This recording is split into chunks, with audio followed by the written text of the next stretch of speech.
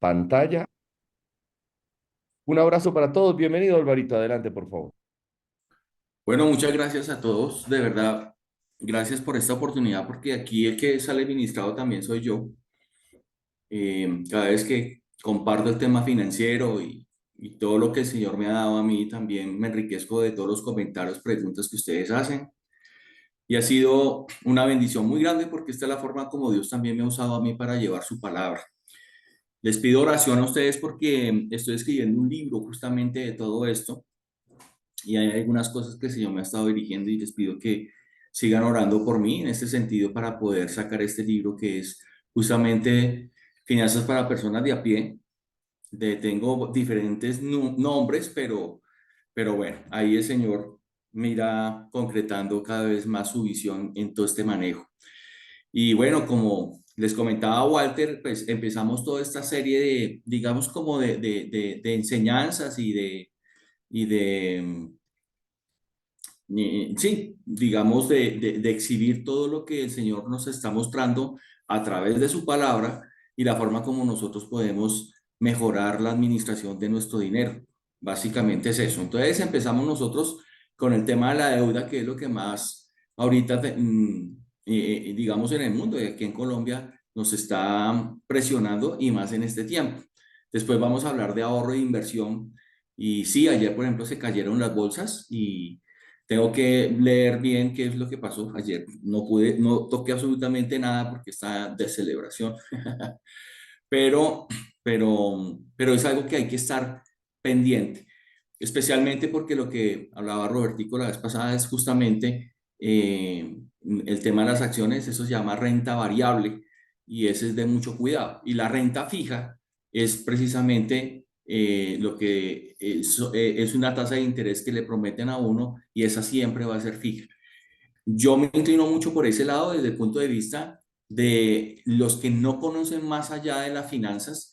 La renta fija es algo muy interesante y a través del cual nosotros podemos hacer ahorros programados, que eso lo vamos a ver más adelante, pero quería como explicarles un poco el contexto, a qué se refiere la una y la otra. Renta variable es lo que tiene que ver con el mercado accionario, que es muy bueno, pero es bastante riesgoso y hay que conocer y hay que estar constantemente mirando, digamos, como los análisis. Existe un tema que se llama dos análisis que se hace, el análisis técnico, que es el estudio de gráficas y tendencias, y el otro es el análisis fundamental, que es el estudio de todo lo que está pasando alrededor, que hace la variación desde el punto de vista de la valoración de una acción y desde el punto de vista de sus estados financieros, cómo ha venido evolucionando desde el punto de vista de su rentabilidad y una serie de indicadores.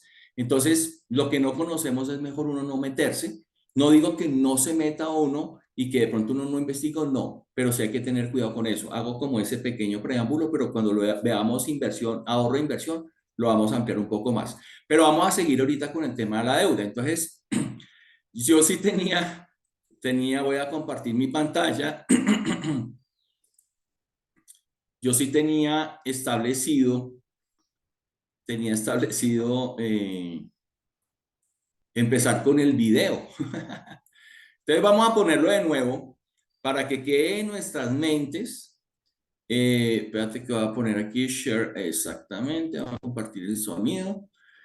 Y entonces, este tema de financiación de recursos de terceros y pasivos, o lo que son los pasivos, ¿no? Entonces, para los que no estuvieron la vez pasada y vean el video anterior, es una forma de ver la contabilidad de una manera muy didáctica y muy entendible desde el punto de vista financiero. Entonces, nosotros tenemos, como para darles un preámbulo, nosotros tenemos dos fuentes de financiación. Existen solamente dos fuentes de financiación. Todo el mundo va a decir, uy, no, pero no, pues están los préstamos, está que me presta, que no sé qué, este tipo de cosas. No, eso hace parte de dos fuentes de financiación. Las fuentes de financiación de un proyecto es o con recursos propios o con recursos de terceros. Así de sencillo. Recursos propios, que es el patrimonio, es el dinero, los recursos que nos pertenecen a nosotros o que tenemos posesión. Vamos a hablar de posesión, porque la pertenencia de quién es del Señor, pero nosotros tenemos posesión. Son dos cosas distintas. Pero desde el punto de vista de lo terrenal, la posesión es de quien tenga la mayor porción. Entonces, esta financiación, y ya se lo voy a poner con un ejemplo, esta financiación es con recursos de terceros o con recursos propios. Entonces, les voy a poner un ejemplo. Si nosotros compramos un carro y damos una cuota inicial del 30%, ¿de dónde financiamos el otro 70%? Entonces, ese 70% lo voy a financiar a través de un banco o de alguien que me prestó la plata. Entonces, yo tengo la pertenencia del carro, pero ¿de quién es el carro? ¿De quién es la posesión del carro? Entonces tengo que mirar las proporciones. Entonces, si el 30% lo puse yo y el 70% lo puso el banco y está ignorado aparte de eso, estamos diciendo que aunque yo tengo la posesión del carro, la pertenencia, el 70% le pertenece al banco y el 30% solamente me pertenece a mí. Y deje de pagar las cuotas. A ver qué pasa. Le secuestran el carro, un policía llega y ¡pum! Le quita el carro y usted está en un proceso en el cual el carro que estaba ignorado, usted dejó de pagar y el carro se lo secuestramos y ahora el carro es del banco.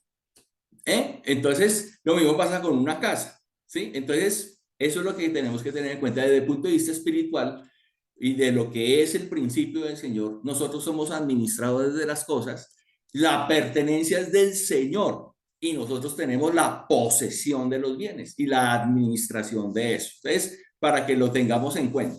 Entonces, yo empezaba con algo que decía nuestros padres y que es muy popular y que dice, paga lo que tienes y sabrás lo que... Es que paga lo que debes y sabrás lo que tienes. Entonces vamos a empezar con este video simpático. Lo vamos a volver a recordar y los que están por primera vez lo vamos a ver.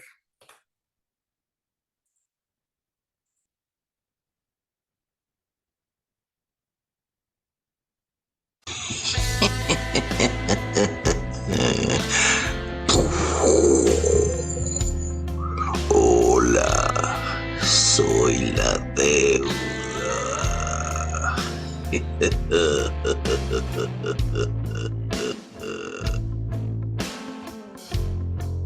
La estructura de la deuda consta de monto, tasa de interés con la que te voy a desangrar y plazo, que pueden ser meses, años o toda la vida.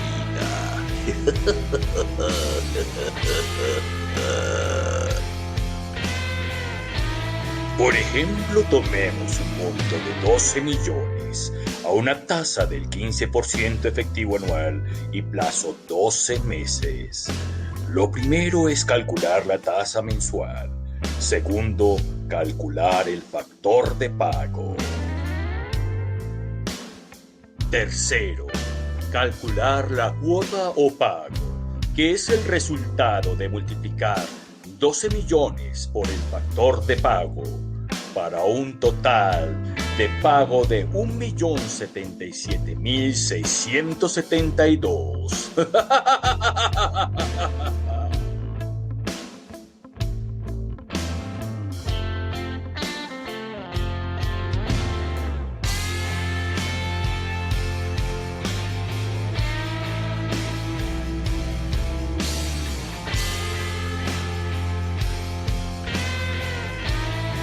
Debes considerar que la cuota tiene una fracción de capital y otra de interés.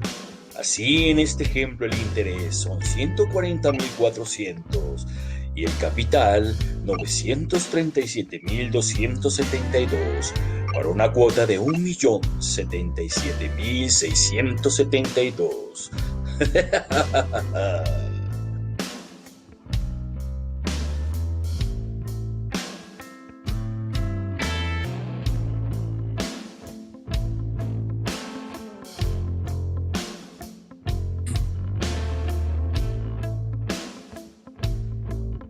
Pero existen estrategias que te puedan mantener con vida.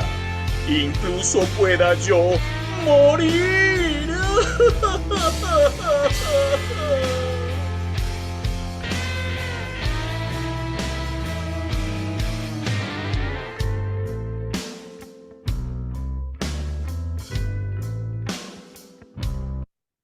Bueno, ese es nuestro Draculita que tenemos que matar, básicamente. Entonces, vamos a ver varias cosas aquí y es parte de lo que el Señor me ha estado mostrando. Entonces, aquí voy a poner varios apartes de lo que voy teniendo en el libro. Entonces, digamos como principios que debemos reflexionar, ¿correcto? Entonces, lo primero es que nosotros tenemos un propósito en esta vida. Lo que nos diferencia a nosotros de los animales es el propósito. Los animales en sí no tienen un propósito. Es decir, los animales simplemente viven por instinto, pero no, ellos no piensan en el futuro, no tienen deseos, no tienen, sencillamente viven en su supervivencia. Entonces, nosotros lo primero que tenemos que preguntarnos es para qué estamos nosotros viviendo en este mundo. Y ahora que conocemos a Dios, ¿cuál es esa misión que tenemos nosotros? ¿Sí? ¿Cuál es el propósito que tenemos nosotros en la vida? De ahí parte absolutamente todo. Entonces, lo otro es que nosotros tenemos una maquinaria, es decir, la maquinaria para cumplir el propósito es un proyecto. Nosotros tenemos un proyecto de vida y para nosotros poder desarrollarlo vamos a necesitar dinero. O sea, entonces, pero aquí hay que tener en cuenta algo. La maquinaria para cumplir el propósito es un proyecto, pero nosotros debemos tener cuidado que cualquiera que sea nuestro proyecto, en el enfoque es el propósito, no la necesidad. El propósito nos lleva a la paz y a la esperanza. La necesidad nos lleva al estrés y a la ansiedad. Tercero, ¿qué actividad o proyecto no considera dinero? Que era lo que les estaba diciendo. Pero asimismo se debe recordar que si el enfoque es el propósito, no lo es el conseguir dinero y riqueza. El dinero es solo un medio, no es lo relevante. A nosotros el mundo nos está enseñando lo contrario, que el propósito de nosotros es hacer plata. No, ese no es el propósito. Sabemos en Dios que Dios tiene un propósito con cada uno de nosotros. Y yo he partido del hecho de que Él es establecer el reino de Dios y su justicia. Y todo es completamente añadido. Ahora, no significa que trivialice, perdón, el dinero. Es solo que no se le debe dar más importancia del que debe tener. Pero si se pierde el enfoque, o sea, el propósito propio, el propósito que tenemos nosotros en la vida, se corre el gran riesgo de convertir el dinero como propósito y de ahí surgen los grandes problemas. Entonces en Timoteo 6:10, porque raíz de todos los males es el amor al dinero, el cual codiciando algunos se extraviaron de la fe y fueron traspasados de muchos dolores. Y con base en esto, al tener el foco en el propósito, se tendrá siempre la claridad para impedir las desviaciones absurdas que lleven a pérdidas que debiliten la economía del propósito. Entonces, esto es supremamente importante y es lo que el Señor me ha estado mostrando, porque cuando nosotros tenemos claro el propósito por el cual Dios nos está dando, entonces nosotros vamos a definir nuestro estilo de vida, primero nuestro proyecto de vida, cuál es el estilo de vida, ¿sí? Que nosotros vamos a seguir y de acuerdo al propósito que tenemos nosotros vamos a tener nosotros decisiones económicas acertadas si nos basamos en la palabra de Dios y empezamos a tener nosotros decisiones basadas en la voluntad de Dios de acuerdo al propósito. Básicamente es eso. Porque esto es importante, porque en la medida en que nosotros nos desviemos del propósito, entonces entra a primar los deseos del corazón. Entonces, por poner un ejemplo, si yo quiero tener un vehículo, ¿sí? Yo tengo que tenerlo de acuerdo a la capacidad que yo tengo. Entonces, el propósito que me permite a nosotros, si yo lo tengo claro, voy a tomar una decisión de decir, no, espérese un momentico, voy a comprar un carro que se ajuste a la necesidad, pero también a la capacidad de pago que yo tengo. Pero si yo me salgo del propósito y empiezo yo a generarme otro tipo de intereses, voy a entrar en un carro mucho más costoso que me va a hacer que yo entre en una deuda todavía mucho más grande que yo no voy a poder manejar. Ahí es donde está el equilibrio de las cosas. Entonces, aquí no vamos a satanizar tampoco el crédito desde el punto de vista que es completamente malo, no, siempre y cuando tenga un propósito específico y, o mejor dicho, cumpla con el propósito y segundo, que yo tenga la capacidad de pagarlo lo más rápido posible. Eso es básicamente. Entonces, bueno, entre otras cosas más. Entonces, vamos a continuar acá con el endeudamiento estratégico. Entonces,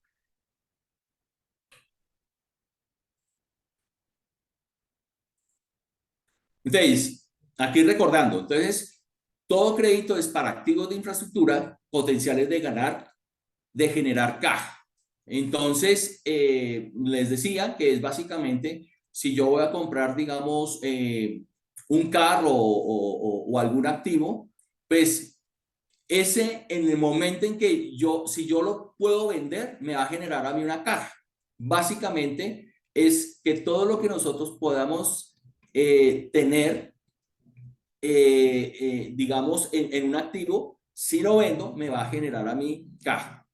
Los activos de inversión, que son activos valorizables como los inmuebles, y los activos de consumo, que son los activos que son incluso desvalorizables como un vehículo. Esos son los activos que tenemos nosotros. Es como la clasificación de ese tipo de activos. Deben ser deben ser complementarios, manejando en lo posible una proporción. Estamos hablando de ¿qué? De la deuda. O sea, si yo voy a adquirir un bien, debo tener entre mayor o igual al 30% de recurso propio, es decir, que yo coloco ese dinero. De hecho, incluso, y les comentaba la vez pasada, un crédito hipotecario empieza con el 30% de cuota. Entre mayor sea esa cuota inicial, pues menor va a ser la deuda. Entonces, la deuda debe ser menor o igual al 70%, y de recurso propio debe ser mayor o igual al 30%, en esa proporción. Y ahorita cuando hagamos el ejercicio se van a dar cuenta la diferencia. Y al menor plazo posible y o pagarlo lo más rápido posible. Es decir, y aquí lo vamos a ver, si yo compro algo con una deuda, debe tratar de ser al menor plazo posible. Es decir, si yo uso una tarjeta de crédito, lo ideal es hacerlo a una cuota, o por lo menos a 3 meses. O si lo mando a 12 meses, por poner un ejemplo, tratar de hacer pagos más grandes de la cuota, de tal manera que yo lo pague no en 12, sino en 6 meses. Por ejemplo, un avance en tarjeta de crédito normalmente lo manda automáticamente a 12, 24 cuotas. Entonces la persona empieza a pagar son las cuotas y sí, digamos, pero es preferible hacer pagos mucho más grandes para que esos 24 meses automáticos o esos 12 meses automáticos, por ejemplo, las compras internacionales las mandan a 24 meses.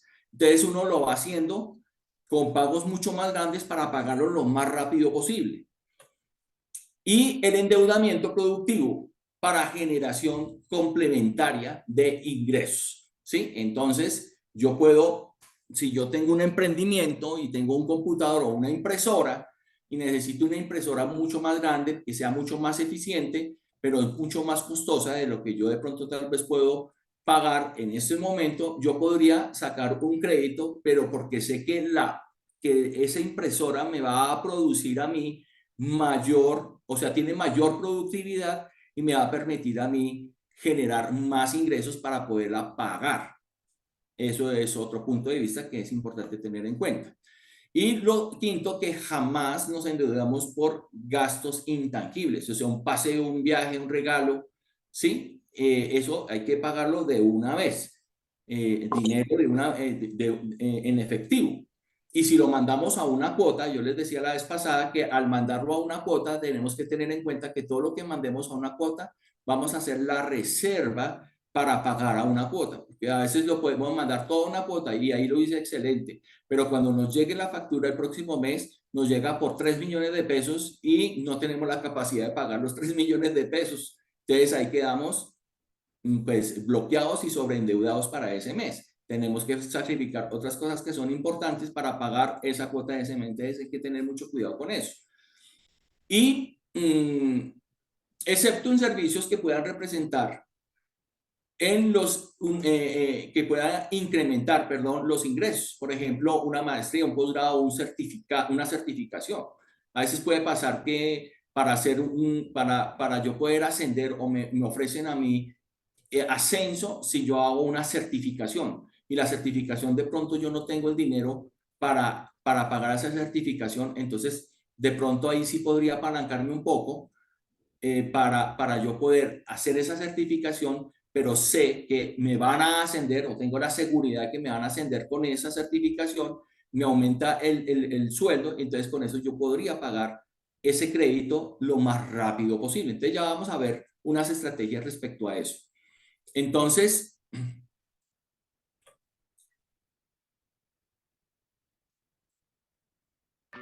Ahora vamos a calcular la cuota fija del plan de pagos, considerando un crédito de 2.500.000 pesos a una tasa de interés de 1.5% mensual y con un plazo de 6 meses. Con estas tres variables vamos a calcular el valor de la cuota fija.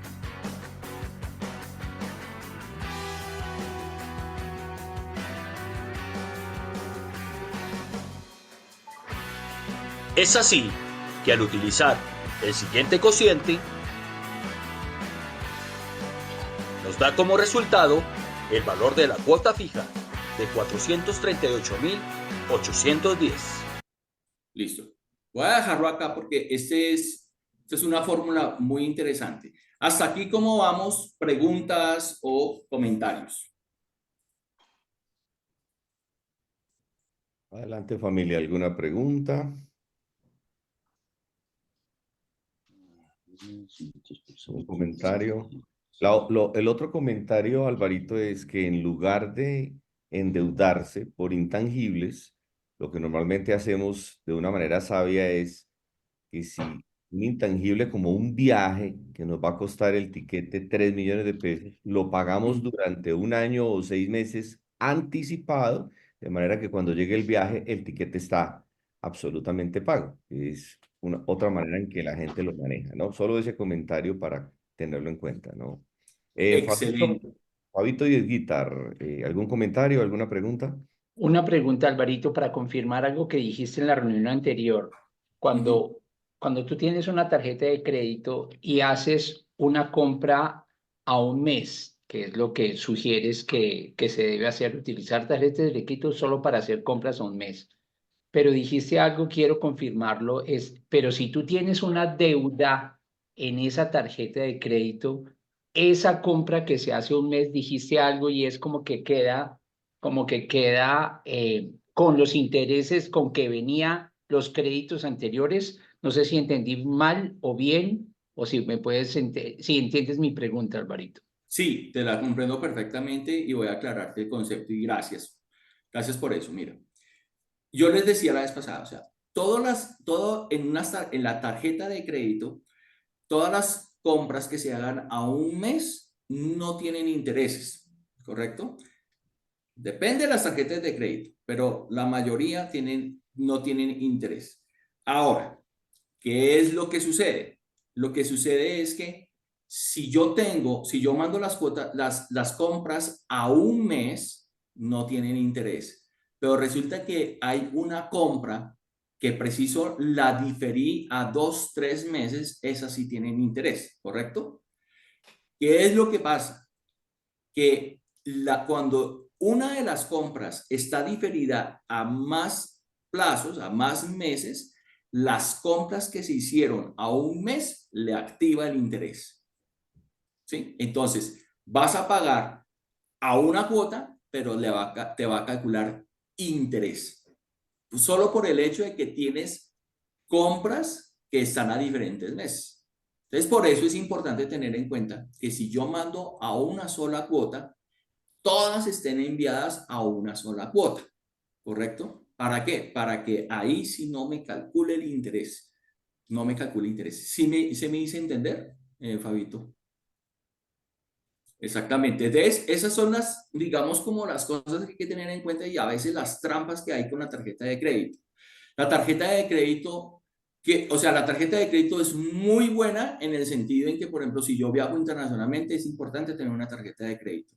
Pero hay que tener mucho cuidado porque primero la tarjeta de crédito tiene la máxima tasa de interés, a menos que sea una compra de cartera.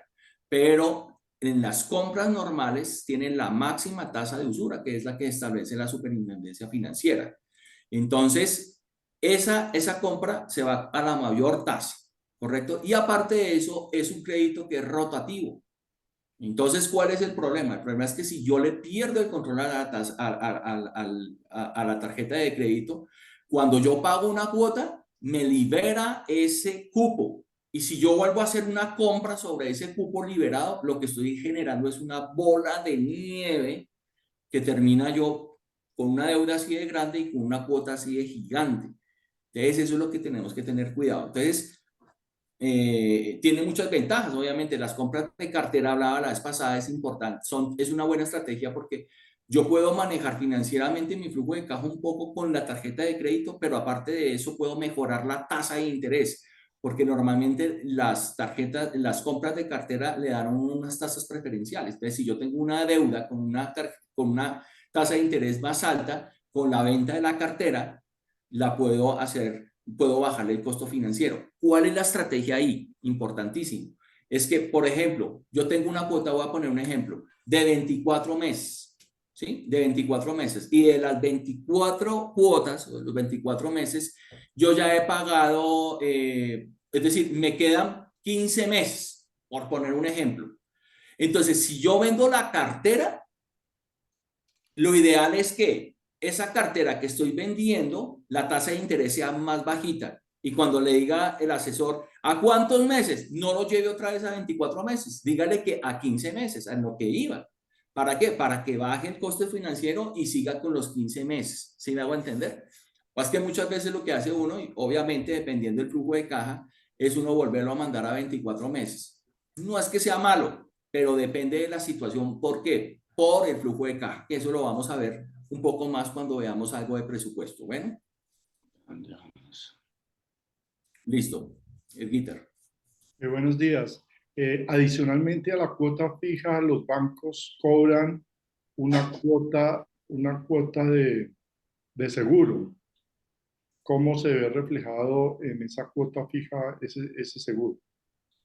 Buenísimo. Ahorita vamos a hacer el ejercicio. Ahorita vamos a hacer el ejercicio y les voy a contar qué podemos hacer con eso, mi querido Edgar. Ya lo vamos a ver y te lo voy a responder cuando veamos el ejercicio. Bueno. Alvarito, buenos días. Buenos días. No, es que, por ejemplo, cuando hace un avance, le cobran a un intereses sin manejo de tarjeta. Entonces ahí van dos deudas que incrementan el pago de cada mes. Y si pide uno para que le bajen la cuota, entonces se la manda de una vez a 3 años. Automáticamente le aumentan el valor del tiempo para sacarle más. Entonces, lo que ha dicho es pagarlo menos. Pero, a ver, el mes pasado una mi nieta me dijo, ahorita préstame la tarjeta para sacar un aparato. Costaba como 300 algo. ¿Me lo pago ya o lo dejamos a un mes? Déjela un mes con eso para ganar puntos, alguna cosa. Pero cuando llegó la cuenta, llegó por más, como unos 40.000 pesos. Me dijo, ¿por qué eso? Le dije, seguramente es cuota de interés y el manejo de tarjeta. Le dijo, pero es que me estamos aumentando en 40.000 pesos más, mire.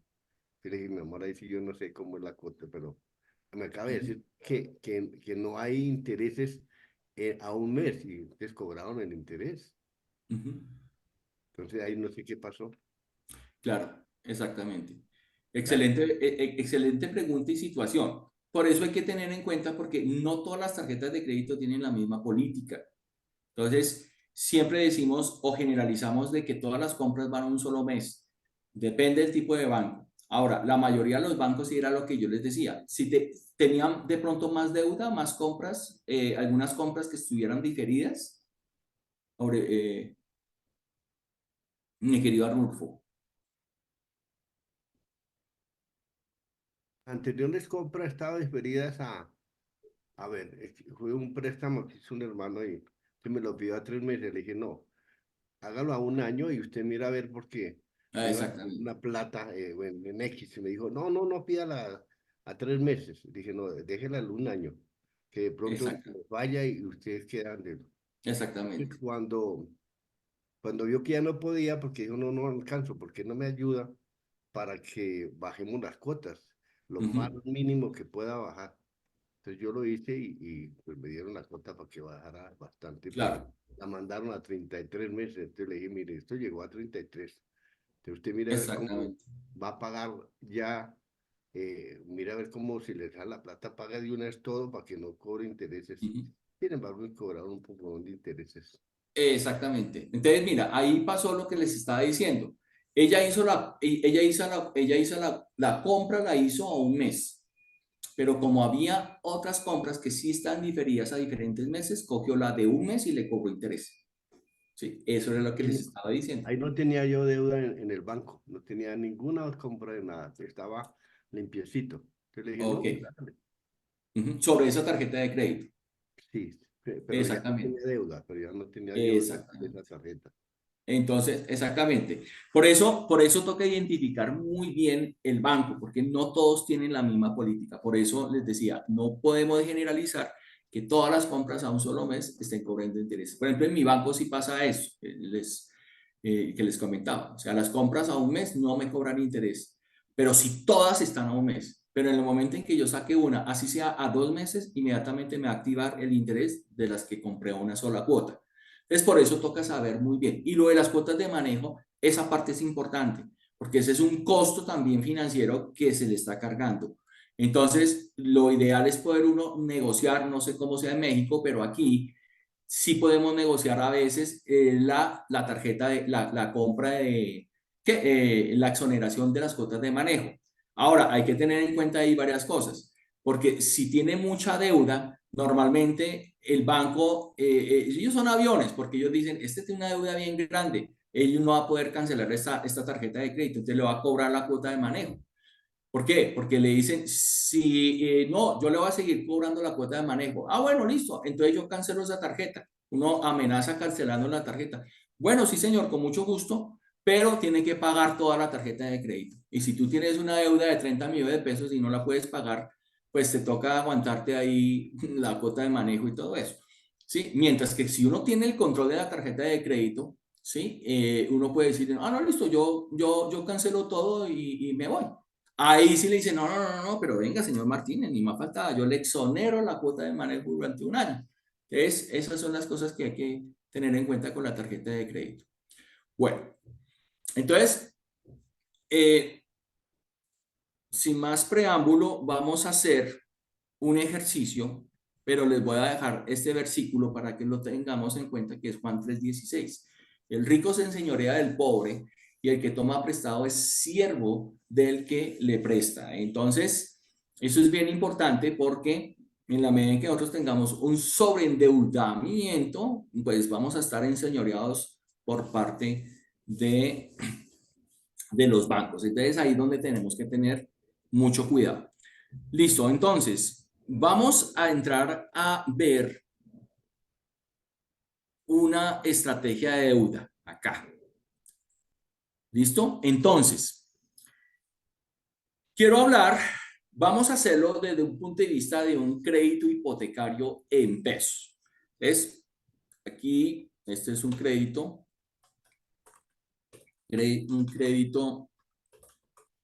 de vivienda. Esto que yo voy a hacer acá, la forma como se manejan estos créditos, esto es universal. En todo el mundo se maneja estas tablas de amortización. Y tenemos dos tipos de tabla de amortización. Y ya ahorita les voy a mostrar con este ejemplo. Entonces, ¿qué pasa vamos a hacer dos escenarios acá? Uno es, entonces, un crédito hipotecario. Entonces, de este crédito hipotecario, vamos a suponer que el crédito que vamos a hacer es un crédito de 200 millones de pesos colombianos. Este es un crédito, entonces aquí es importante tener en cuenta el tipo de cuota. Aquí tenemos cuota fija y cuota variable.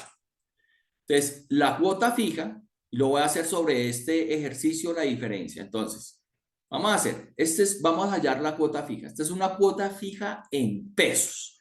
Si nosotros vamos a entrar en un crédito hipotecario, por favor, que sea en pesos, no en VR, ¿correcto? En VR no, que sea crédito en pesos. Así muy rápido, en VR sale mucho más costoso porque el VR es una metodología que permite pagar un crédito que se ajuste a nuestra capacidad de endeudamiento, pero sale demasiado costoso. Ahorita más, al final les explico más o menos cuál es la diferencia. Ahorita no lo voy a hacer pues para concentrarnos en la cuota fija, pero siempre les recomiendo en pesos, una deuda en pesos. El plazo. Entonces estos plazos son, vamos a hacer un plazo de 15 años. 15 años. O sea, 15 años estamos hablando de 180 meses. Es incluso hay de 20 años, ¿correcto? ¿Sí? Y ahorita vamos a ver la diferencia. La tasa. ¿Qué tasa de interés? Entonces, aquí vamos a incluir la tasa de interés de el 10.5%. Ahorita las tasas de interés de los hipotecarios están, digamos, bajando. Y aquí hay un tema que es el seguro. El seguro normalmente es un seguro por millón. Entonces, en los créditos hipotecarios estamos hablando que aproximadamente es de 1.500 pesos por millón, ¿correcto? Y las cuotas las vamos a pagar de manera mensual, ¿correcto? Entonces, este crédito del 10.50% efectivo anual representa realmente el 0.8355% mes vencido. Después les enseño a hacer esta conversión. Esto es supremamente importante tenerla en cuenta. Y este seguro es un seguro de 1.500.000 pesos por millón, ¿correcto? Entonces, si yo tengo acá 1.500 pesos por millón, estamos hablando que estamos hablando de un seguro de 300.000 pesos, lo que nos va a dar a nosotros acá. Ahora, el giro. Entonces, supongamos que este fue el 6 de agosto, o sea, el día de hoy, ¿correcto? Y la fecha del primer pago es el 15 de septiembre de 2024. Entonces, ahí ya tenemos nosotros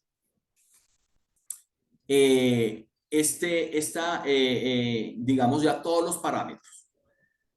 Entonces, la cuota, incluyendo el seguro, ¿sí? Es de 2.452.415.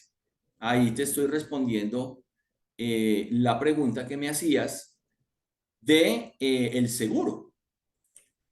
Este seguro de acá se puede vender la cartera del seguro. Ese es otro consejo que les doy. Se puede vender la tarjeta, la cartera, así como compran las carteras de las tarjetas de crédito o las deudas, también están comprando los seguros de los créditos. Entonces, tú te puedes contactar con tu corredor de seguros de confianza o alguien. Yo tengo un corredor de seguros que me compra todos los seguros y me va muy bien con eso, y ahí uno puede tener un ahorro. Entonces, el seguro no necesariamente tiene que ser con el banco que te hizo el préstamo, porque el banco normalmente cobra un profit adicional o un fee, una comisión adicional, porque el banco gana por todo. Yo trabajé en entidades financieras y sé cómo es el cuento, fui el tesorero, entonces sé cómo es el cuento de todo este tema. Entonces tú puedes vender. Y esa está chévere, ¿por qué? Porque ahí sí llevas el control estricto del crédito, ¿correcto? Entonces, si te das cuenta, la cuota es de 2.152.000 más el seguro me da 2.452.000. Y este es el plan de pagos. Entonces, fíjense lo siguiente. La primera cuota a veces es la más grande. ¿Por qué? Porque fíjense que aquí fue el 6 de agosto, pero la primera cuota fue el 15 de septiembre, es decir, se fueron 39 días. De estos 39 días, la primera cuota, porque eso sí siempre te van a cobrar los intereses, si no te los rebajan, pero por nada del mundo. Por ejemplo, esos créditos que te dan un periodo de gracia, ¿sí? Entonces, es un periodo de gracia de capital, pero los intereses sí te los cobran sagradito todos los meses. Entonces, los primeros meses la cuota es más bajita porque te están cobrando solamente el interés, ¿sí? Solo los intereses. Y ya cuando termina el periodo de gracia ya empiezas a hacer abonos a capital. Entonces, fíjense que aquí la primera cuota es de 2.956.000 y de ahí en adelante, hacia abajo, estamos viendo que ahí sí todas las cuotas son iguales de 2.452.415, incluyendo este seguro, que es el que les estoy diciendo a ustedes. Entonces, fíjense que aquí hay algo interesante que tenemos que observar. Entre más tiempo yo lleve esto, pues más intereses voy a pagar. Entonces, si ustedes observan en este crédito que tengo acá, este crédito, el monto fue de 200 millones de pesos, pero ¿cuánto estoy pagando yo de intereses en los 15 años? Estoy pagando 259 millones, 260 millones de pesos, prácticamente. Es decir, estoy pagando, incluyendo el seguro, 129% de interés. Estoy pagando 2 veces, estoy pagando el doble. Ahí es donde tenemos que tener en cuenta. ¿Qué pasa si yo lo hago a 10 años? ¿Sí? Entonces, 10 años, ¿cuánto es? 120. Entonces, fíjense que la proporción que tengo acá es más bajita. ¿Sí? Igual, pues es casi el doble, pero ya me bajó al 95%. Entonces, entre menor yo lleve un crédito, pues voy a pagar mucho menos. ¿Qué pasa si este crédito yo lo pago en 5 años? O sea, 60 meses. 60 meses, correcto.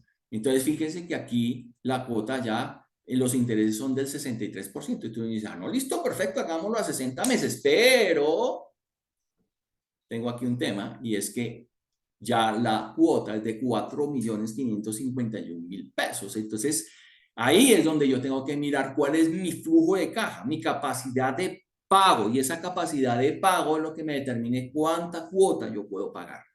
¿Sí me hago entender? Entonces aquí pues no, nada que hacer, me toca pagarlo a 180 meses y más, hasta yo digo, wow, son 129, pero la cuota me quedó en 2.459.000 y todavía quedó apretado. Entonces mandémoslo al máximo, que son 240 meses, que son 20 años, pero mire, 20 años ya estoy pagando yo 3.336.547 de interés, estoy pagando el 168%.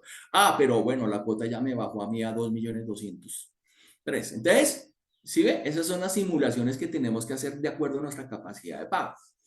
Ahí hasta ahora me he hecho entender. Me hacen por favor así con el eso.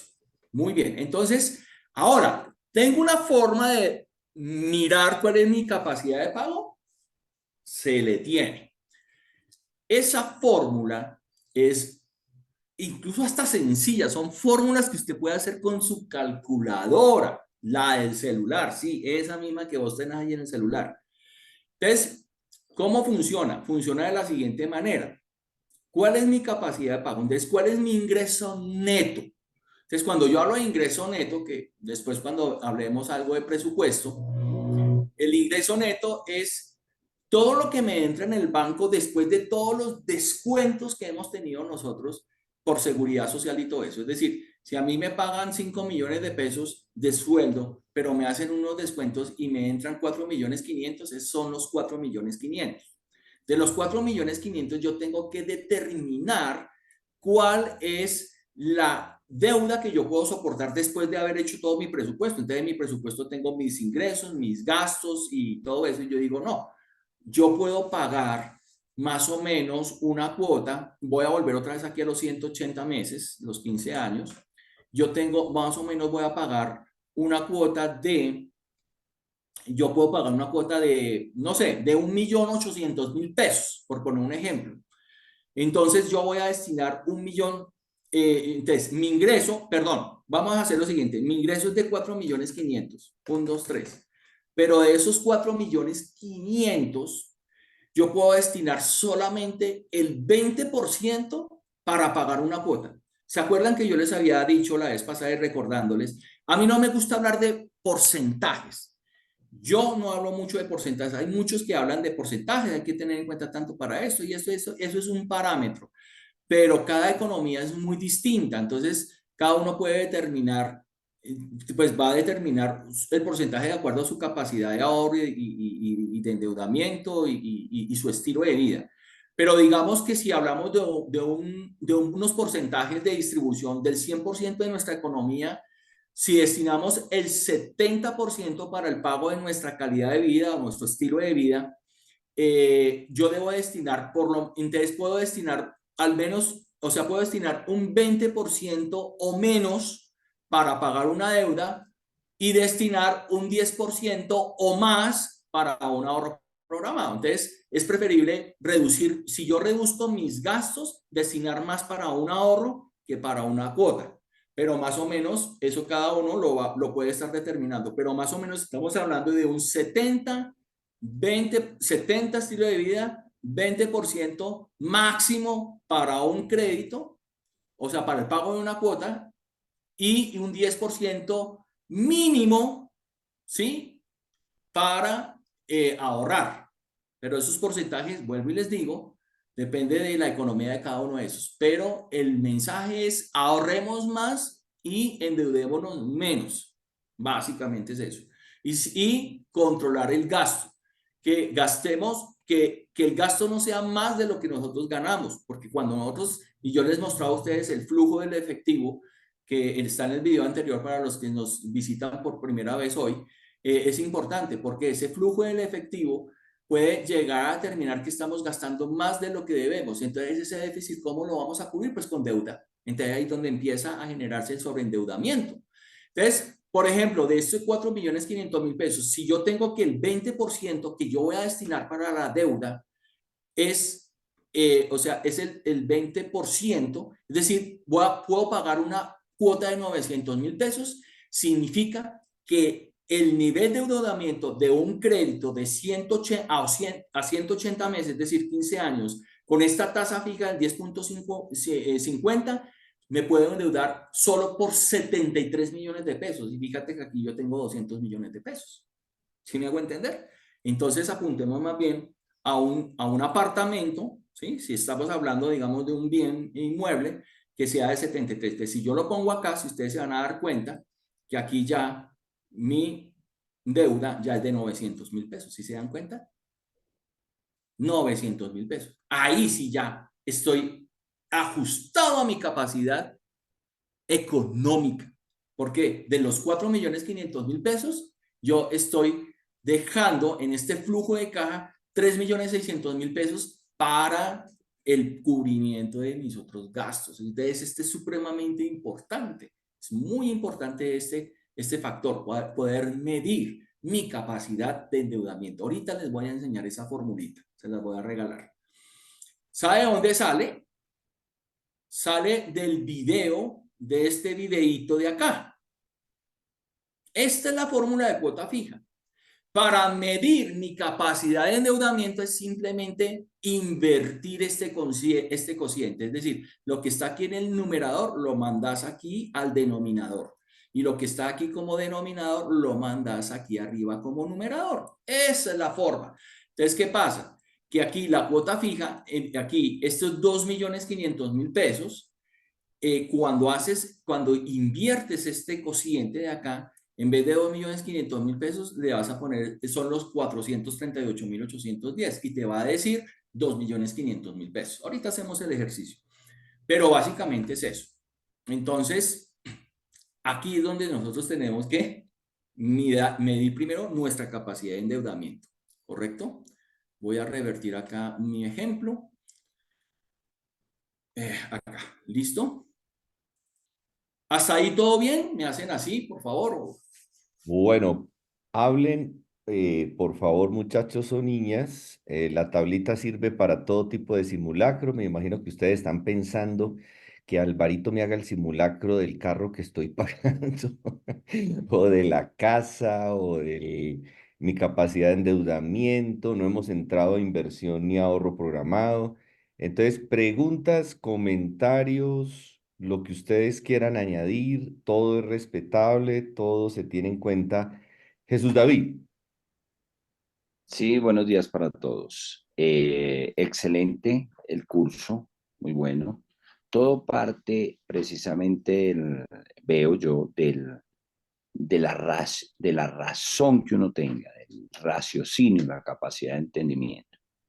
Y obviamente se arrancó diciendo que debemos pensar en lo que tenemos, no en lo que tenemos, de un tangible, no de un intangible.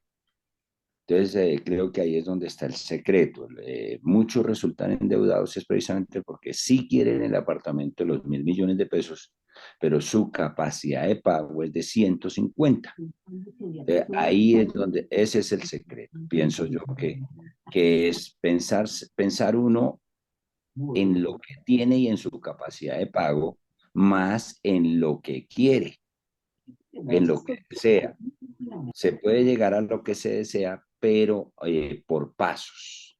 Pienso yo que primero tengo esto, con eso puedo negociar, incrementar mi flujo de caja e ir avanzando. Mientras tanto, creo que el endeudamiento será totalmente loco, porque si no se tiene con qué pagar, pues finalmente van a quitar el bien. Eso sería mi aporte. excelente Jesús Muchas David. gracias, sí, señor. Quiero aclararles que Jesús David no solo es un pastor de una congregación muy linda en Engativá, sino que también es un empresario que bendice gente de su congregación y fuera de su congregación, y es parte de lo que Dios le ha dado como modelos de negocio. O sea, no solamente es pastor de una congregación, es un empresario que se ha sostenido con diferentes modelos de negocio, para que sepan que esto es para todos. Pero como lo acaba de decir Jesús David, entendiendo cuál es mi capacidad de endeudamiento para no vernos después, como decía Alvarito, me quitaron la casa, el carro, me quitaron la maquinaria que había comprado para mi negocio. Gracias, Jesús David. Querido Ticor, uno de nuestros bisabuelos, también empresario, además de un pastor que ha servido al Señor por años. Ticor, ¿qué querías añadir? Gracias, pastor. Y gracias también por esas enseñanzas tan valiosas. Estoy tomando nota de cosas muy importantes que estoy aprendiendo aquí. Quería preguntarle una cosita. ¿Los inmuebles tienen algún porcentaje, algún promedio, algo así de incremento en su precio de alguna manera? ¿O cómo funciona eso? Es mi pregunta. Y claro, digamos que un inmueble tiene valorización, ¿no? Él se va valorizando. Obviamente hay muchos factores de valorización dentro de un inmueble, ¿no? Es la zona en donde está el inmueble, ¿sí? Si es una finca, por ejemplo, hay ciertos sitios donde es mucho más costoso, otros menos, ¿correcto? Pues el inmueble tiene la posibilidad de yo poder estar haciéndole ampliaciones, o sea, siempre va a ser valorizable. Ahora, ¿qué sucede? Hay que tener en cuenta, y lo que hablábamos la vez pasada, que con Roberto también que es también un gurú en el tema de las finanzas. Bueno, digo también, no, él es un gurú de las finanzas. Yo no quiero darme autocalificativo, no me faltaba. Pero él decía, por ejemplo, a veces el sector inmobiliario está ahorita muy estancado. Entonces tiene sus cosas, tiene sus menos, pero siempre va a ser un bien que se va valorizando. Ahora también puede llegarse a desvalorizar, porque puede pasar que hay muchos factores externos que pueden generar una desvalorización. Entonces, eso pues hay que tenerlo en cuenta. pero normalmente se valoriza un inmueble. Ahora, ¿qué pasa con el tema de la deuda y qué es lo que estamos haciendo acá? ¿Sí? Entonces uno puede decir, yo tengo una deuda, sí voy a pagar muchos más intereses, pero es que el inmueble se va a valorizar. Sí, puede estarse valorizando por efectos de la inflación, ok, pero por efectos de la inflación.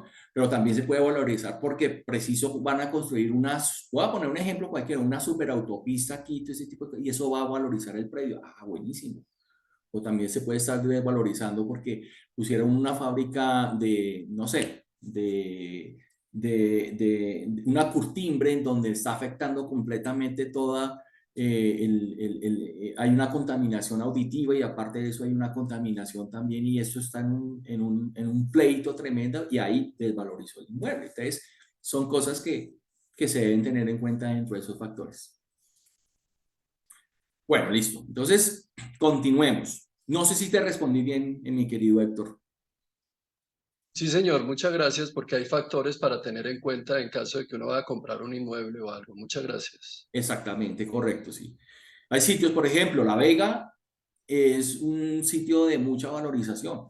Toda esta zona se está valorizando demasiado, San Francisco, todo eso. Es un clima espectacular y bueno, hay una serie, hay cascadas y ríos y todo eso. Entonces, puede ser, por ejemplo, eso es un factor interesante a tener en cuenta. Que si uno tiene una posibilidad, pues hacer eso. Pero también hay que, importante esto, hay que tener conocimiento. En todo negocio hay que tener conocimiento. Que si yo no tengo el conocimiento, tengo que asesorarme de personas sabias que me den un buen consejo, valga la redundancia, para poder adquirir una inversión. Cuando hablo de inversión, estoy hablando de un bien inmueble, un negocio o una inversión financiera. Entonces, la asesoría es supremamente importante. No hay que tomar decisiones a la loca porque hemos tenido problemas, me incluyo, en donde uno se mete en un negocio que uno no conoce y termina uno, si estuvo de buenas, le pegó al perro, pero estamos hablando de especulación. Entonces, una cosa es cuando nosotros hacemos una inversión inteligente y otra cosa es cuando hacemos una inversión especulativa. Especulativa es exactamente idéntico a usted entrar a un casino y saber si le pegó al póker o no. Eso es esa es la diferencia entre inversión y especulación. Bueno. Y esto que se está haciendo aquí es precisamente eso. En la multitud de consejeros hay sabiduría y muchas Se gracias. encuentra la sabiduría. Sí, señor. Muy bien, continúe. Alvarito, perdóname una pausita. Sí. Hay gente que está preguntando si tengo 20 millones, 50 millones, ¿cuál sería la mejor inversión? Entonces, para aclararle a estos amigos tan queridos que han sido invitados hoy, Alvarito va a dar una explicación de todos los tipos de CDT existentes, todos. Esto también lo tiene en tablas muy bien, porque en este momento, hablando de la variabilidad de las bolsas y de las inversiones en bolsas que se tienen que hacer con personas que sepan, pues eso es como acaba de decir Alvarito, eso es una inversión muy riesgosa, especulativa, diría yo, Alvarito, si no se tiene conocimiento.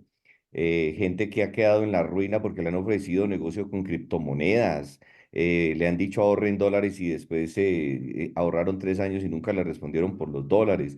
Entonces, quiero decirles que Alvarito va a dar la explicación de qué es una fiducia, donde se manejan fondos a la vista o fondos cerrados y que son CDTs de todo tipo, incluyendo unos CDTs que me explicaba Alvarito, que se pueden cobrar los intereses mensualmente, lo que no es lo ideal, como me explicaba Alvarito, a no ser que sea para un propósito específico. Entonces no se preocupen que esa partecita también la va a explicar Alvarito. Hoy estamos en esto de análisis de endeudamiento estratégico y no especulativo. Adelante, Alvarito, solo esa aclaración.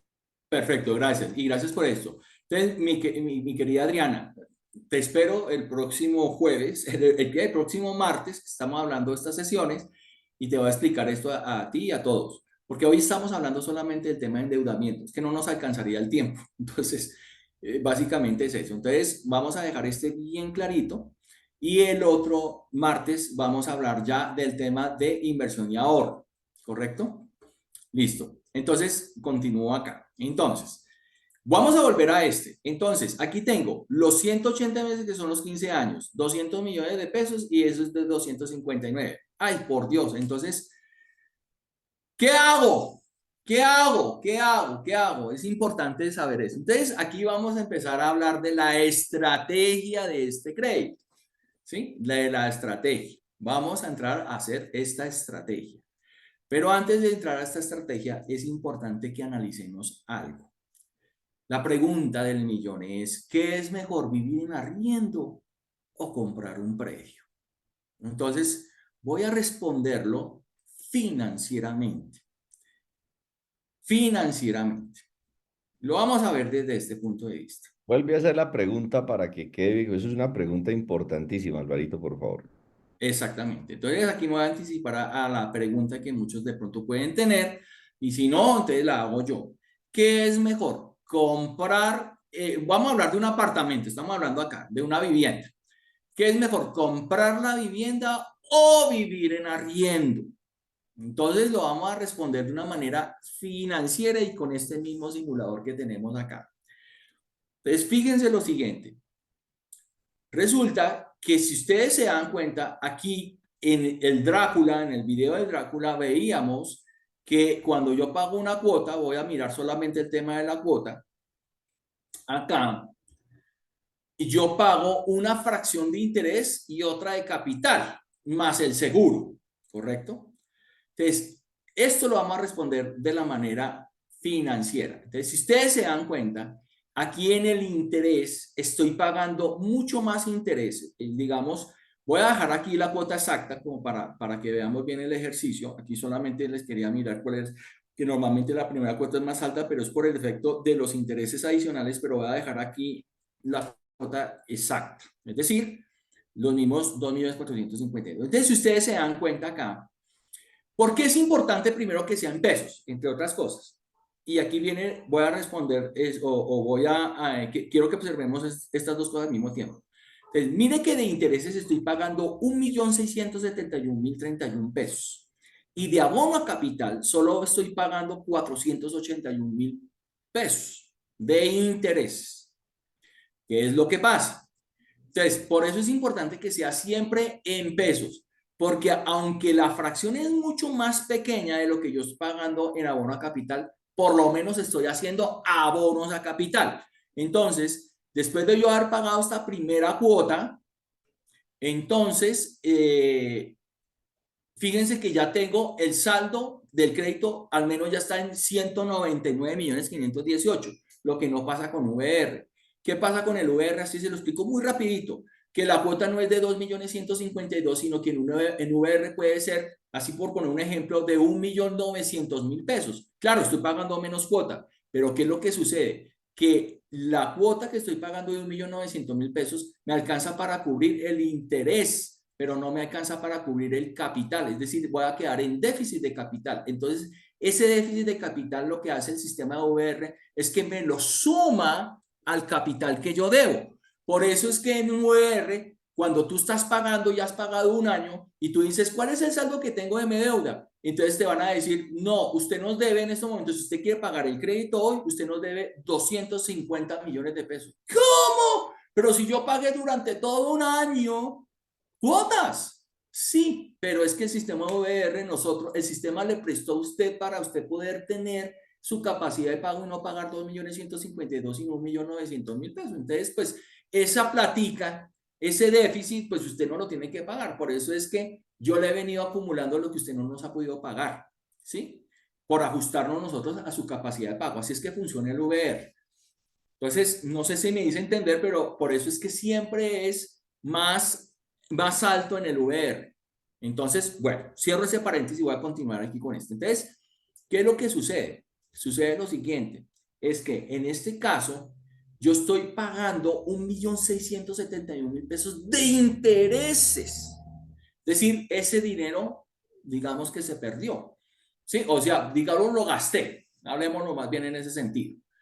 Y solamente 481.000 pesos le estoy haciendo abono a extraordinario ese capital. Entonces, ¿qué es lo que sucede? La pregunta del millón es esta.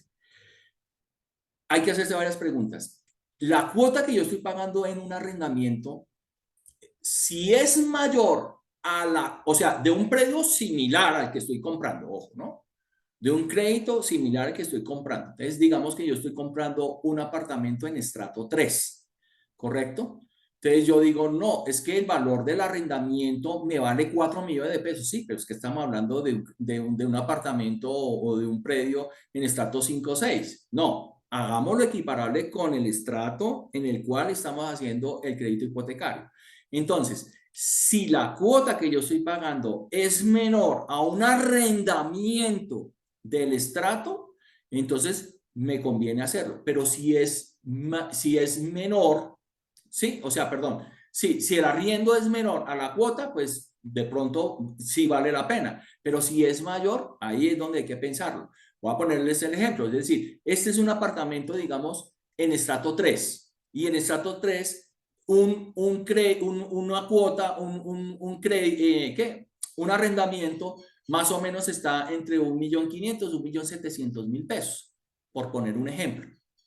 Pero resulta que el crédito que estoy pagando es de 2.152.000 y los intereses que estoy pagando acá es de 1.671.000. Prácticamente ese 1.671.000 es el valor del arriendo de ese predio. Entonces, aquí, si yo no tengo la plata y apenas me estoy endeudando, yo y este es el 30% del crédito, o sea, perdón, el 70% del crédito, es decir, que yo tuve una cuota inicial del 30%, ahí es donde yo digo, no, espérese un momento.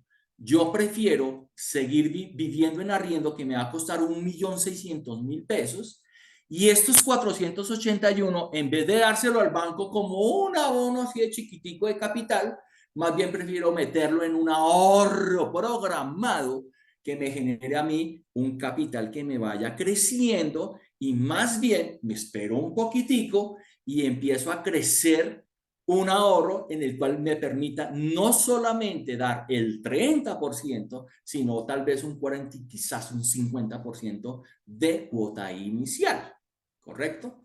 Entonces, si es así, entonces más bien me aguanto, pago arriendo. La ventaja de pagar arriendo ahí es que el predio no es mío, entonces no estoy pagando yo impuesto predial, porque hay que tener en cuenta también esos costos. Y lo otro es que si de alguna manera yo me voy a aburrir y ya quiero cambiarme, pues sencillamente busco otro apartamento en el cual pues yo me sienta más a gusto. Entonces fíjese que vivir en arriendo, lo que quiero decir con eso, es que no es malo, ¿sí? Hay que hacer estos análisis para uno poder decir, no, prefiero más bien vivir en arriendo con 1.600.000, que me vale 1.600.000 pesos, y más bien estos 400, porque esta es mi capacidad de pago, o sea, aquí yo puedo con esta cuota. Entonces yo más bien me ahorro estos 481.000 pesos más el seguro. De aquí yo me estoy ahorrando 781.000 pesos, si se dan cuenta.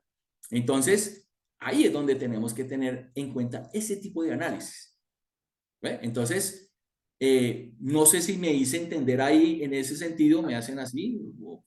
Perfecto, Alvarito. Y aclarar que no es vivir en arriendo por vivir en arriendo y no generar ningún tipo de ahorro programado. Es vivir en arriendo mientras puedo hacer un capital, porque pues, si se tratara solo de vivir en arriendo o de comprar, pues sería muy simple, pero lo que tú nos estás invitando es, si sigo en arriendo, en lugar de amortizar una deuda en pagos, como los que estás diciendo, prefiero utilizar eso para hacer mi capital y luego sí invertir en el apartamento. O sea, preguntas, comentarios, muchachos, niñas. Alvarito, por ejemplo, en un tiempo había gente que prefería invertir en oficinas, en consultorios, ¿sí? Y vivir en arriendo. ¿Por qué? Porque la oficina o el consultorio está por encima del arriendo de un apartamento. En un tiempo la gente pensaba, mejor invierto en una oficina, ¿sí? Y vivo en arriendo. Pero ahorita pues las oficinas pues han dejado de arrendarse, ¿sí? Porque el trabajo ahorita o sea, la ecuación cambió, la ecuación cambió. Entonces, eso de invertir en una oficina y vivir en arriendo, ¿cómo tú lo ves? Mira, te lo voy a responder de esta manera. Nosotros tenemos que romper con paradigmas. A veces el paradigma que nosotros siempre nos enseñaron es que usted tiene que hacerse una casa si usted se endeude, ¿cierto? Y fíjese que aquí con los números estamos viendo otra cosa distinta. ¿Qué pasa con las oficinas? Una oficina también puede ser un buen negocio desde el punto de vista de que uno pueda, o un local, por ejemplo, un local, si hay una proyección de ese local, puede ser una muy buena oportunidad. Pero fíjense lo que estamos viviendo hoy en día. Muchos locales, y uno va a los centros comerciales y hay locales que ya no se están arrendando o los están entregando, porque hay inversión extranjera que se está yendo. Entonces también hay que tener en cuenta el contexto económico y político en el cual nosotros estamos viendo. Es lo que le llamamos el análisis fundamental. Eso hay que hacer ese tipo de análisis. Yo no me puedo atrever aquí a decir si es bueno o malo desde el punto de vista radical. Por ejemplo, mucha gente que compró hace unos años el primer centro comercial aquí en Bogotá, me corrigen, fue Unicentro.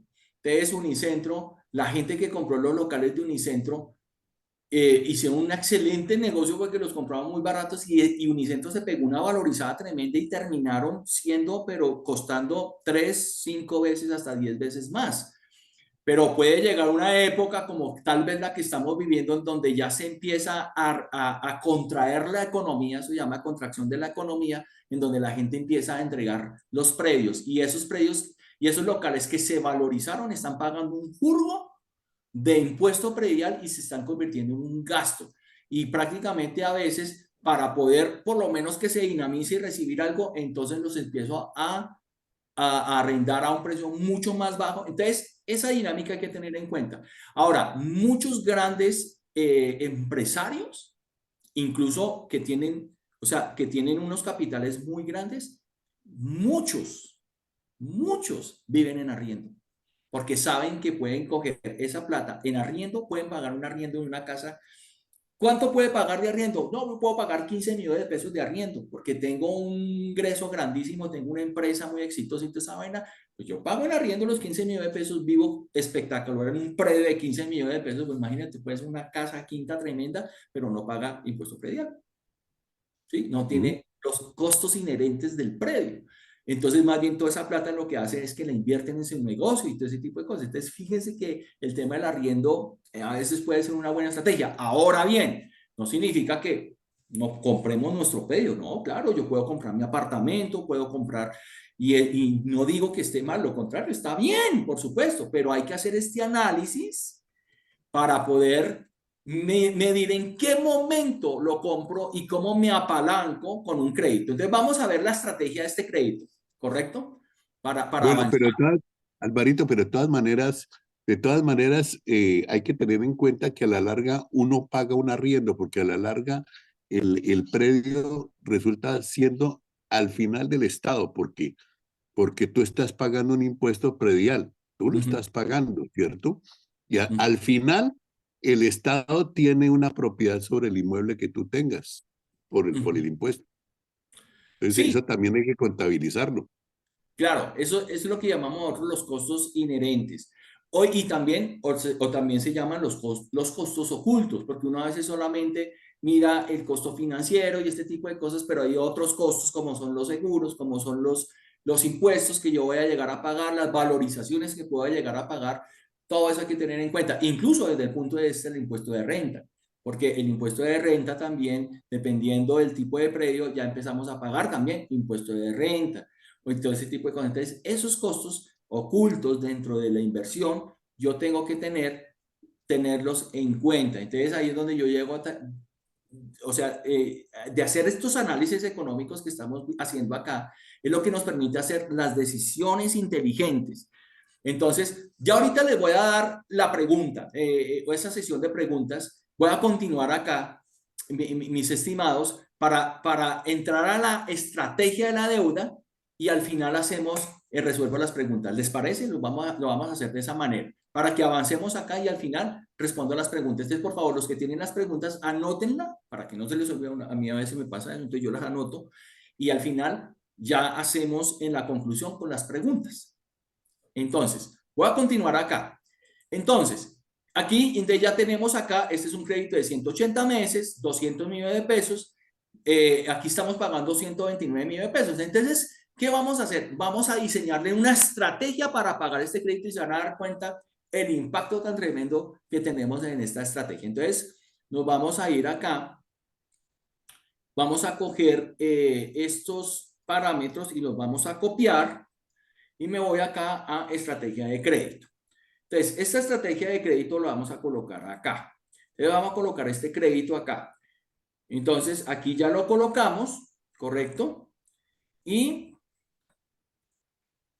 aquí estamos teniendo en cuenta que este es un crédito de 200 millones de pesos, que si es un crédito hipotecario, esta cuota inicial que tenemos, estamos bajo el escenario que es del 30%, significa que el predio o el apartamento o el predio nos costó 285 millones de pesos. ¿Qué pasa si yo digo, no, es que el 85%, estamos hablando del 50%? Entonces estamos hablando que es un predio de 400 millones de pesos, ¿correcto? Que era lo que yo les decía. Entonces yo prefiero, que estoy comprando un apartamento mucho más, un predio mucho más valorizado y todo ese tipo de cosas, pero porque yo logré ahorrarme el 50%. Ahí es donde yo digo que es interesante uno más bien hacer un ahorro programado para empezar a subir ese porcentaje.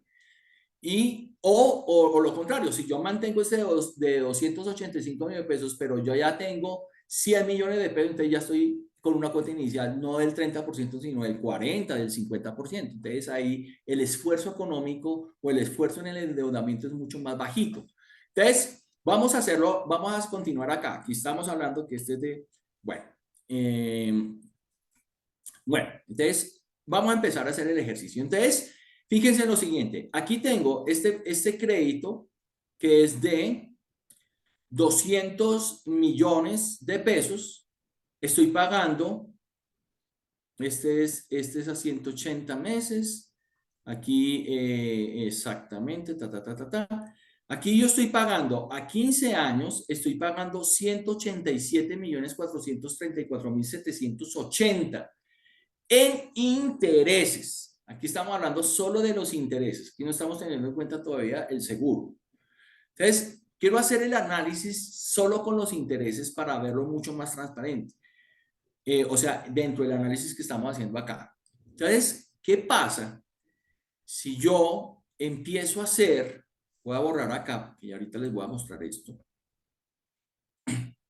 Vamos a hacer abonos extraordinarios cada 6 meses. Y vamos a suponer que ese ahorro extraordinario cada 6 meses, ¿cierto? Va a ser de 5 millones de pesos. 5 millones de pesos. Entonces, fíjense que aquí ya empieza a tener un efecto interesante. Porque si ustedes miran este lado derecho, al yo abonar 5 millones de pesos en el mes 6, ya acá me estoy ahorrando 15 millones de pesos en interés. Es decir, tengo un ahorro del 8.3%. Quiere decir que de 187 millones de pesos ya estoy bajando los intereses, el costo financiero a 171.916.000. Ahora hablemos en tiempo. En tiempo de estos 15 años ya le bajamos 9 meses, es decir, empezamos a subir, ¿sí? A reducir el tiempo de pago. Entonces, hay dos formas de hacer estos abonos extraordinarios y en el banco, cuando ustedes hagan un abono extraordinario, ustedes tienen que acercarse y pedir un recibo, incluso está por portal también cuando dice abono extraordinario, y hay te ponen a elegir dos cosas. Uno es reducción de la cuota o reducción del plazo. Lo ideal es reducir el plazo, es decir, mantener el valor de la cuota, pero que yo lo pague más rápido. ¿Correcto? Eso es lo ideal, porque yo voy a ahorrar más intereses. Pero también yo puedo decir, no, reducción de la cuota, es decir, me mantienen el plazo que tengo, pero me reducen el valor de la cuota. Eso también hay una fórmula para hacerla muy sencilla. Entonces, ¿qué pasa? Ahí también ahorro intereses, pero no de la misma magnitud que si yo reduzco el tiempo. ¿Cuál de los dos es mejor? Depende. Si yo tengo la capacidad de pago de la cuota, o sea, tengo una economía en donde yo puedo soportar la cuota que estoy pagando, entonces reducir el plazo. Eso es lo ideal, eso es lo mejor. Pero si mi flujo de caja por alguna razón se me disminuyó y ya no puedo pagar la cuota de 2.152.000, sino que ya tengo que pagar una cuota de 2 millones, digamos solamente de 2 millones, entonces ahí sí reduzco es el valor de la cuota, es decir, mantengo el plazo, pero reduzco la cuota, ¿correcto? Entonces, ahí es donde viene la estrategia. Entonces, aquí estoy haciendo una reducción de plazo, es decir, estoy manteniendo el valor de la cuota, ¿correcto? Estoy manteniendo el valor de la cuota y entonces estoy reduciendo el plazo. Por eso es que yo les digo acá que es importante uno vender el seguro, porque no solamente vender la cartera del seguro me permite a mí tener, es decir, ahorrarme en cuanto al costo del seguro, sino que me permite llevar un control más transparente del crédito que yo estoy haciendo en estos momentos. Entonces, fíjense aquí yo le hago 15 millones de pesos. Ahora, vamos a hacer este ejercicio. Cada 6 meses vamos a abonar 6 millones de pesos. Entonces, aquí yo le sumo 6 y aquí le voy a poner los 5 millones de pesos. Los 5 millones de pesos. 1, 2, 3. Entonces, fíjense el impacto que estoy teniendo acá. Si lo logran observar, aquí ya voy en 28 millones de pesos. Y en cuanto a tiempo, ya le reduje un año, casi un año y medio. ¿Sí? Yo no lo estoy pagando en 15 millones de pesos, en 15 años, lo estoy ya pagando en 13. Entonces, ¿qué pasa? Si yo lo hago aquí seguidito, seguidito, seguidito hasta acá, miren el ahorro tan tremendo que estoy teniendo yo en los intereses y mire el ahorro que estoy teniendo yo en tiempo. Si nos vamos aquí al plan de pagos, mire, observen acá que la cuota es exactamente la misma, ¿sí? Solo que cada 6 meses estoy haciendo un abono extraordinario de capital. Entonces, fíjense que aquí el saldo que yo tenía de 197 millones de pesos, ahora aquí el saldo se redujo a después de pagar la cuota. Es decir, ojo, aquí es importante tener en cuenta que este abono extraordinario es después de pagar esta cuota. Es decir, que yo al banco le voy a consignar 7.152.000 pesos, de los cuales 2.152.000 es la cuota y los 500 es el abono extraordinario. Entonces, esto es supremamente importante llevar este cuadro. ¿Por qué? Porque es que los bancos son avioncitos. Entonces, cuando tú haces estos abonos extraordinarios a capital, el banco a veces lo que hace es que te coge esto y te dice, ah, no, esto le alcanzó para adelantar 4 cuotas, 2 cuotas. Y te lo aplican es al pago de cuotas. Y uno le dice, ojo, porque esto es un abono extraordinario a capital. Significa que estos 5 millones de pesos, porque si usted me está metiendo 2 cuotas, me está cobrando intereses futuros. Me está cobrando estos intereses. Me está cobrando nada menos y nada más 3.204.000 de intereses. No, señor. Son 5 millones de pesos que todo se va a abono extraordinario a capital, porque yo ya le pagué la cuota que tenía que pagarle en este mes, más los 5 millones de pesos que tengo acá. Entonces, ahora mi saldo es de 192 millones de pesos, o sea que no vaya a ser avión. Se lo digo porque yo tengo casos aquí. Yo acabo de asesorar a una señora que le están haciendo justamente esto. Entonces, es una cliente mía muy querida que tiene varios créditos y ya ha ido eliminando créditos en ese sentido. Entonces, fíjense el impacto que estoy teniendo acá. Entonces, mire cuánto yo me ahorré en tiempo. Este que tenía yo a 15 años, yo lo estoy reduciendo a 9 años. Y si yo sigo haciendo este ejercicio que tengo hasta acá, mire todos los intereses que yo me estoy ahorrando acá de haciendo estos abonos extraordinarios. Entonces, ahora bien, ¿yo cómo lo hago? Mire, aquí me llegó perfecto. Aquí, hasta aquí llegó. ¿Sí? Ya reduje todo esto. Fíjense que esto estaba 180 meses. Y mire, ahora ya vamos en el mes 101. Ahora, ¿cómo yo hago esto? ¿Sí? Aquí me copió todo esto igual. Entonces, ¿cómo logro yo hacer esos abonos extraordinarios a capital? Esos abonos extraordinarios a capital es donde yo puedo determinarme un ahorro programado. Un ahorro programado que eso lo vamos a ampliar en la sesión de ahorro e inversión. Pero aquí les adelanto, les hago un spoiler de eso. Te resulta que el valor futuro que yo necesito son 5 millones de pesos. ¿Correcto? 1, 2, 3.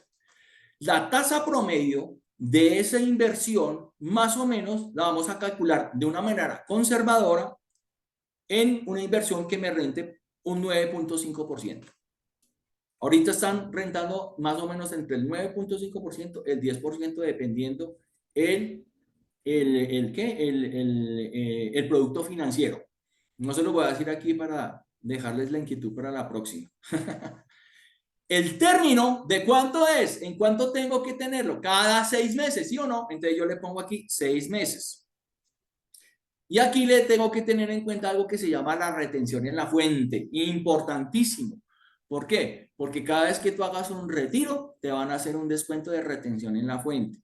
Entonces yo lo que necesito es que descontada la retención en la fuente, yo pueda retirar los 5 millones exactos. Entonces aquí yo le pongo retención en la fuente sobre rendimientos financieros en el producto que les digo, en un CDT es del 7, en este es del 4%. ¿Qué significa? Significa que yo tengo que juiciosamente de mi presupuesto sacar 818.278 y juiciosamente estarlos metiendo en ese ahorro programado. De tal manera que cuando llegue al mes 6, yo tengo los 5 millones de pesos y lo metemos al abono extraordinario y ahí empezamos a hacer eso.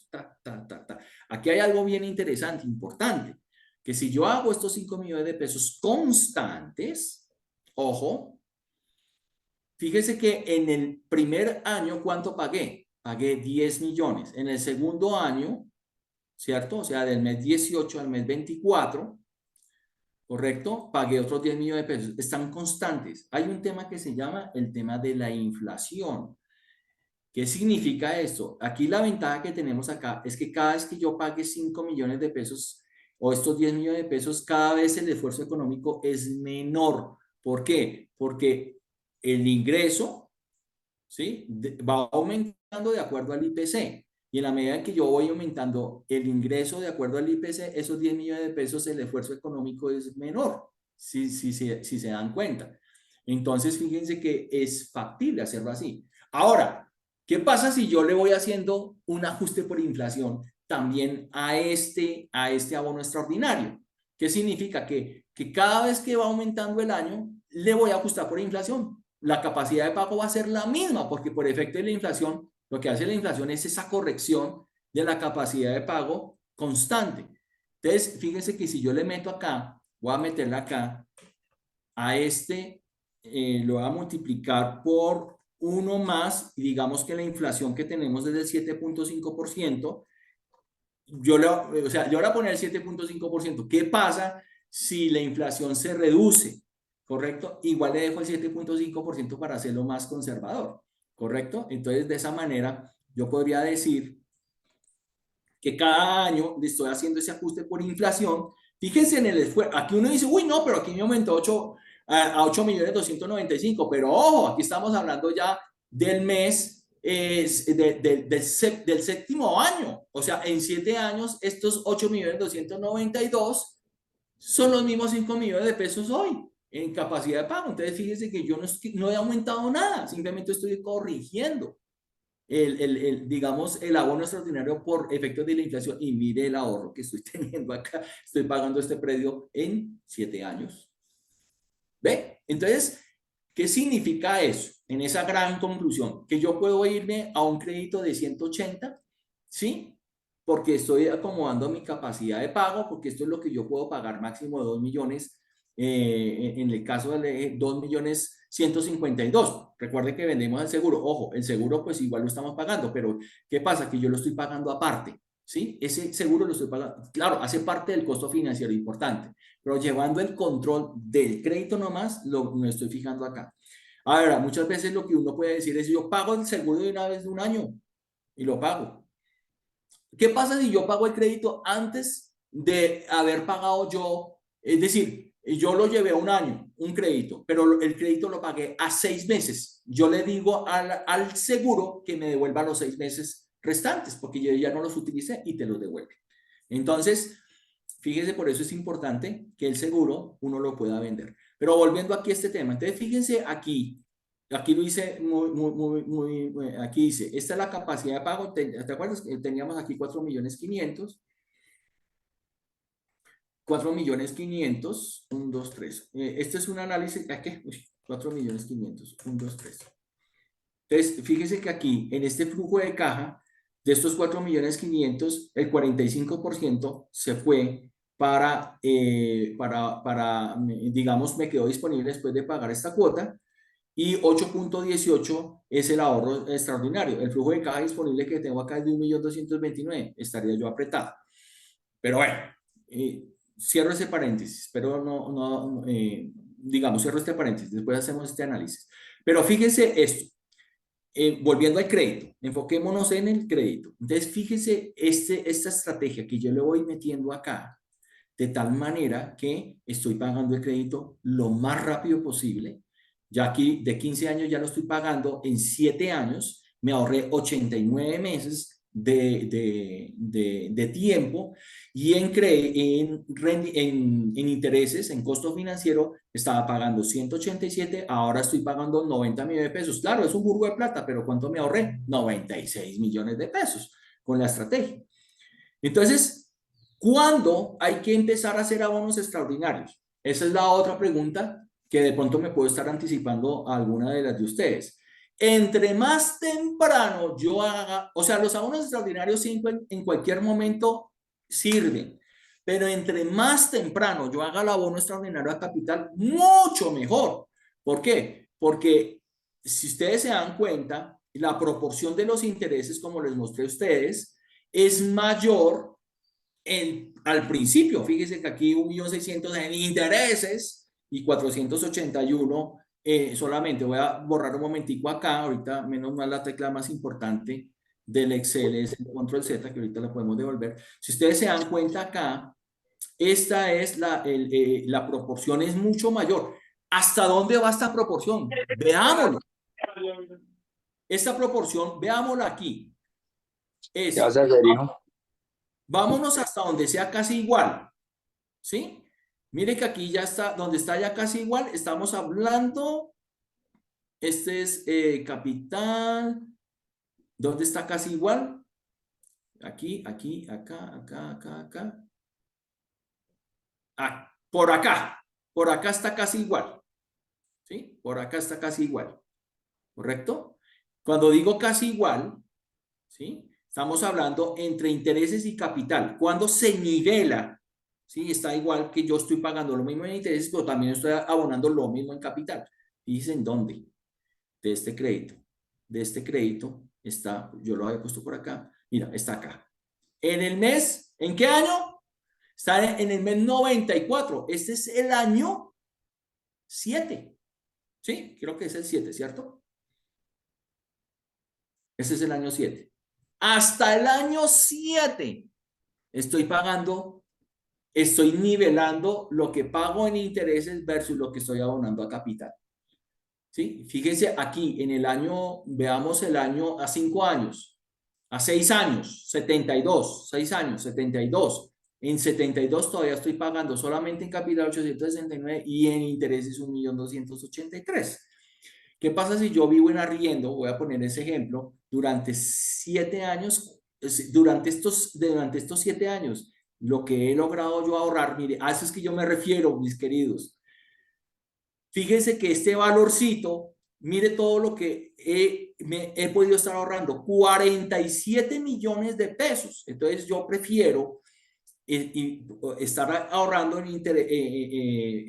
Aquí yo podría irme en arriendo. Claro, me van a ajustar el IPC, pero el ajuste no es tan grande como lo que yo me estoy ahorrando nosotros aquí. Yo que estoy haciendo 47 millones de pesos. Ojo, 47 millones de pesos si lo tuviera en la cuenta de ahorros. Ojo, la cuenta de ahorros, aquí les hago otro spoiler. Cuentas de ahorro y cuenta corriente, eso es un crimen, tener toda la plata ahí, eso es un crimen. Solamente las cuentas de ahorro y la de corriente solamente para temas transaccionales, para pagar servicios, para pagar todo este tipo de cosas. Pero el resto la plata en algo que nos esté rentando, ¿correcto? Entonces, si yo solamente tengo estos 47 millones de pesos, y anótenlo por favor y me lo recuerdan, incluso voy a dejar pero me lo recuerdan. ¿Qué pasa si yo lo meto en una inversión que me dé a mí una rentabilidad, estos 47 millones de pesos durante este tiempo? ¿Cuánto va a representar? Anoten por favor esa pregunta y la resolvemos el próximo martes. ¿correcto? De tal manera que ustedes se van a dar cuenta del impacto del ahorro programado que tenemos acá. Entonces, este ahorro programado que tenemos acá, si ustedes se dan cuenta, bueno, aquí es menor, aquí es 818, pero ya tenemos una parte que vamos ahorrando. Entonces, si nosotros pagamos una cuota, un crédito, y dejamos hasta de comer por pagar a la cuota del crédito, ¿por qué nosotros no nos vamos a pagar a nosotros mismos? Yo hago esa pregunta. Entonces, pagarnos a nosotros mismos es hacer nosotros un ahorro programado, endeudarnos con nosotros mismos. ¿Y cómo? En un ahorro programado. Eso sagradito yo lo pongo allí. Y eso es como si no existiera. Sagradito, sagradito, sagradito. Y solamente lo utilizo para cumplir el propósito. Básicamente es eso. Oh, buenísimo, Alvarito. Vamos a parar aquí.